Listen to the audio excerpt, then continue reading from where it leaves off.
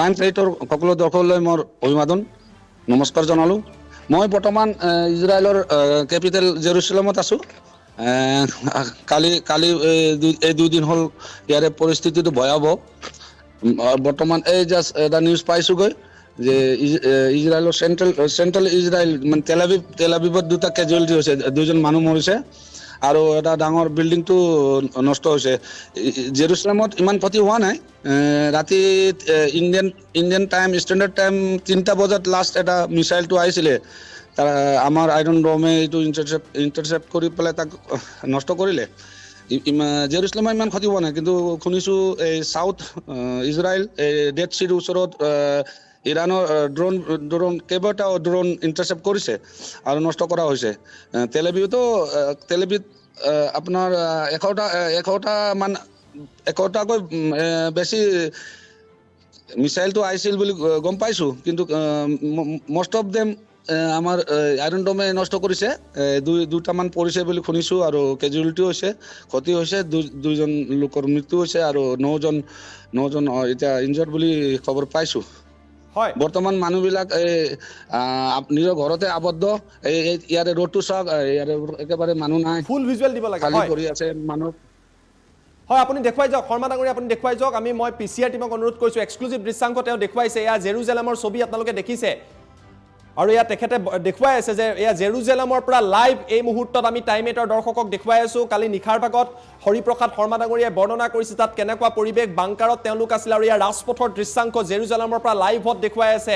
একেবাৰে ৰাজপথ প্ৰায় শূন্য হৈ আছে, বৰ বিশেষ মানুহ তাত নাই। তেওঁ দেখুৱাইছে পৰিৱেশ।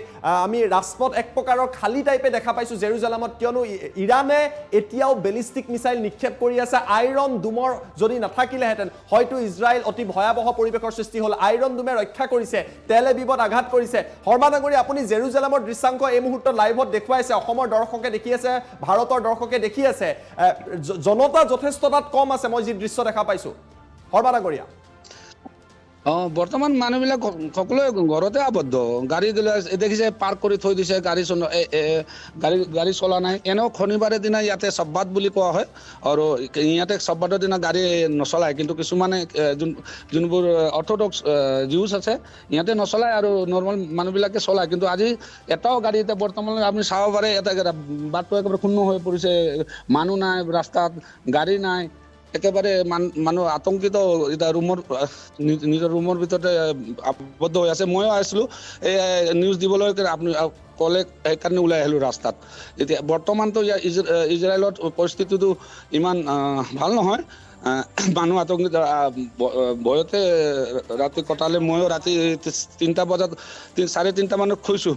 লাষ্ট মিছাইলটো 3টাত আহিছিলে জেৰুচালেমত। আৰু ইজৰাইলৰ চাউথ য'ত ডেড চি আছে, ডেড চিৰ ওচৰত কিন্তু ধেৰ ইৰাণৰ ড্ৰোনবিলাক আহিছিলে, তাক ইণ্টাৰচেপ্ট কৰা হৈছে বুলি জাষ্ট নিউজটো পাইছোঁ। হয়, মই এটা কথা আপোনাৰ পৰা জানিব বিচাৰিম, আপুনি বৰ্তমান সময়ত জেৰুজালেমত আছে, আমি অসমৰ দৰ্শকক দেখুৱাই আছে, তাত পৰিৱেশটো কেনেকুৱা? মোৰ প্ৰশ্নটো হ'ল, যেতিয়া কোনোবা মিছাইল নিক্ষেপ কৰা হৈছে বা বেলিষ্টিক মিছাইল আহিছে, আপোনালোকে কিদৰে গম পায়? মোবাইলত মেছেজ আহি যায়, এলাৰ্ট আহি যায় যে বাংকাৰলৈ যাব লাগিব, ৰাজপথৰ পৰা আঁতৰি যাব লাগিব, সেই এলাৰ্টটো আপোনালোকলৈ কিদৰে আহে? শৰ্মা ডাঙৰীয়া,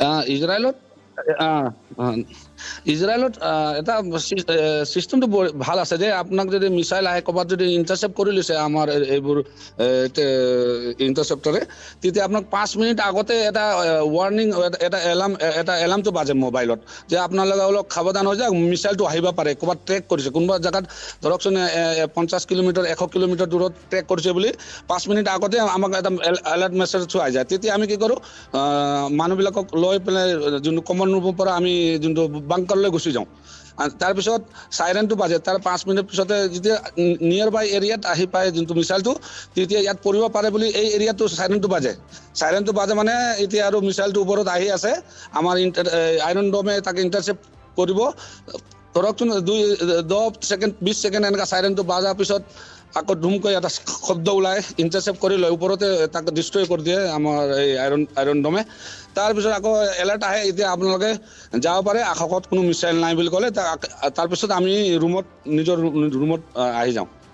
হয় মই আপোনাৰ পৰা এটা কথা অনুৰোধ কৰিম, আপুনি যদি যিদৰে দেখুৱাইছিলে ৰাজপথটো দেখুৱাইছিলে আকৌ এবাৰ যদি আমাক দেখুৱাব পাৰে, কিয়নো অসমৰ দৰ্শকে গম পাব যে কেনেকুৱা এটা পৰিৱেশ জেৰুজালেমত বৰ্তমান সময়ত আপুনি ৰাজপথত আছে। এয়া চাওক, আমি ফুল স্ক্ৰীণ দিবলৈ মই পিছিয়াৰক অনুৰোধ কৰিছোঁ। এয়া হৰিপ্ৰসাদ শৰ্মাই দেখুৱাইছে জেৰুজালেমৰ পৰিৱেশ চাওক। আজি শনিবাৰ বুলি কৈছে, তাৰ বাবেও মানুহ কম থাকে, কিন্তু বৰ্তমান সময়টো যিহেতু তেল এভিভ, জেৰুজালেম বিভিন্ন প্ৰান্তলৈ ডেড চিৰ ওচৰত মিছাইল নিক্ষেপ কৰি আছে, বেলিষ্টিক মিছাইল নিক্ষেপ কৰি আছে, তাৰ বাবে জনশূন্য। এয়া জেৰুজালেমৰ পৰা লাইভ দৃশ্যপট আপোনালোকে দেখা পাইছে। চাওক, হিব্ৰু ভাষাত লিখি থোৱা হৈছে অঞ্চলবিলাকৰ নাম। এয়া তেল এভিভ লিখি থোৱা হৈছে। তেল এভিভ ইয়াৰ পৰা বেছি দূৰ নহয়। আপুনি এখন চাইনবোৰ্ড দেখুৱাইছে হৰিপ্ৰসাদ শৰ্মা ডাঙৰীয়া, আপুনি থকা অঞ্চলৰ পৰা তেল এভিভ কিমান দূৰ, কিয়নো তেল এভিভত যথেষ্ট মিছাইল পৰিছে। হয়, ইয়াৰ পৰা তেল এভিভ 70 kilometre, 70 kilometre from the Jerusalem. 70 kilometre. গতিকে 70 কিলোমিটাৰ। গতিকে আপুনি থকা অঞ্চলত জেৰুজালেমতো এনেকুৱা চিন্তাৰ কাৰণ থাকিব পাৰে। এয়া চাওক, ৰাস্তা তেওঁ দেখুৱাইছে। প্ৰথমবাৰলৈ অসমৰ দৰ্শকে, ভাৰতৰ দৰ্শকে লাইভ দৃশ্যপট দেখুওৱা পাইছে।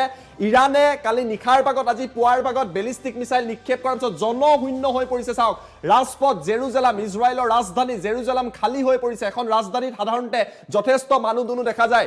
বাংকাৰত মানুহ আছে, ঘৰৰ ভিতৰত সোমাই আছে, ইমাৰ্জেঞ্চি চিটুৱেশ্যন। ধন্যবাদ জনাইছোঁ আপুনি ইমান সাহস কৰি এই মুহূৰ্তত অসমৰ দৰ্শকক ইমান সুন্দৰকৈ তাৰ পৰা আপুনি দৃশ্যাংক দেখুৱাই আছে। জেৰুজালেমৰ পৰা পোনপটীয়া সম্প্ৰচাৰ 70 কিলোমিটাৰ তেল এভিভৰ পৰা দূৰত আছে, যি তেল এভিভত দুজনকৈ লোকৰ মৃত্যু হৈছে, বহু লোক আহত হৈছে, যি তেল এভিভত আঘাত কৰিছিলে বেলিষ্টিক মিছাইলে। আৰু এয়া জেৰুজালেমৰ পোনপটীয়া সম্প্ৰচাৰ হৰিপ্ৰসাদ শৰ্মা, অসমৰ তেখেত তাত বহু বছৰ ধৰি কৰ্মৰত হৈ আছে। তাৰ পৰা তেওঁ দেখুৱাইছে যে ইজৰাইলত বৰ্তমান সময়ত কেনেকুৱা পৰিৱেশ। এই যুদ্ধৰ মাজত প্ৰথমটো সংবাদ মাধ্যম টাইম-8 যোনে আপোনালোকক পোনপটীয়া সম্প্ৰচাৰ জেৰুজালেমৰ পৰা দেখুৱাইছে। শৰ্মা ডাঙৰীয়া, মই অৱশেষত আপোনাৰ পৰা জানিব বিচাৰোঁ, আপোনাৰ বেছি সময় আমি ৰাজপথত থাকিবলৈ নিদিওঁ, যিহেতু জৰুৰী অৱস্থা। আপুনিও বাংকাৰলৈ যাওক, ভালে কুশলে যাওক। বৰ্তমান আপোনালোক কেনেকৈ আছে? আমাৰ ভাৰতৰ বা অসমৰ বহু লোক তাত আছে, তেওঁলোক তেল এভিভতো বহু লোক আছে, তেওঁলোকৰ কিবা খবৰ খাতি পায়নে? ভালে কুশলে আছেনে তেওঁলোক? শৰ্মা ডাঙৰীয়া, মোৰ এটা বন্ধু, মই এটা ভিডিঅ' প্ৰেজেণ্ট আপোনালোকে চলাইছে চাগে। এজন মোৰ গোৰ্খা বন্ধু হয়, সি তেল এভিভত এটা এপাৰ্টমেণ্টত বছৰ লগত আছিলে। তাৰ তলৰ বিল্ডিংটোত মিছাইলটো পৰিছে, কিছু গ্লাছটো ভাঙা বুলি ভিডিঅ'টো পাইছোঁ, বন্ধুৱে পঠাইছিলে মোক। সেই ভিডিঅ'টো আপুনি চাব পাৰে। বৰ্তমান মোৰ জেৰুজালেমত মোৰ এজন অসমৰ তিনিচুকীয়াৰ বন্ধু আছে, এতিয়া বৰ্তমান ছেফ আছে। অলপ আগত মোক কথা হৈছিলে যে দাদা এনেকুৱা হৈছে, আপুনি ক'ত আছে? মই কৈছোঁ ঘৰতে আছোঁ, ওলোৱা নাই, ক'ত যাম আৰু। এতিয়া অলপ পিছত চাইৰেন বাজিব পাৰে। এতিয়া ঘৰৰ ভিতৰত যিমান ঘৰ আছে, ইয়াতে যিমান ঘৰ আছে বিল্ডিঙত, ধৰাচোন এপাৰ্টমেণ্টত 10টা যদি এপাৰ্টমেণ্ট আছে এইটো বিল্ডিঙত, এই 10টাতে বাংকাৰটো থাকিব লাগিব, আৰু এটা আণ্ডাৰগ্ৰাউণ্ডত থাকিব ইয়াত। আৰু ৰাস্তাতে মই ফুৰি আছোঁ, সেইটো চাওক বাংকাৰ এটা মই দেখাই দিওঁ ইয়াৰ পৰা, এইটো চাওক ৰাস্তাটো বাংকাৰ আছে। হয়, এই যিটো আপুনি দেখুৱাইছে এইটোৱে বাংকাৰ। এইটো চাওক বাংকাৰটো, এইটো দেখিছে? হয়, ইয়াতে ৰাস্তাৰ কিনাৰত, পাৰ্কৰ কিনাৰত বাংকাৰটো বনোৱা থাকে। আপুনি ঘৰ বনোৱাৰ আগতে বাংকাৰটো বনাব লাগিব, তাৰপিছত আপুনি ঘৰটো নিৰ্মাণ বনাব পাৰে, কনষ্ট্ৰাক্ট কৰিব পাৰে। ইয়াতে চিষ্টেম আছে, ৰুল আছে। কাৰণ ইজৰাইল এটা সৰু দেশ, তাৰ শত্ৰুবিলাক চাৰিওপিনে তাক এৰাউণ্ড দ্য ইজৰাইল। সদায় নিজৰ ছেফটিৰ কাৰণে ইজৰাইলে এইটো ষ্টেপটো লৈছে।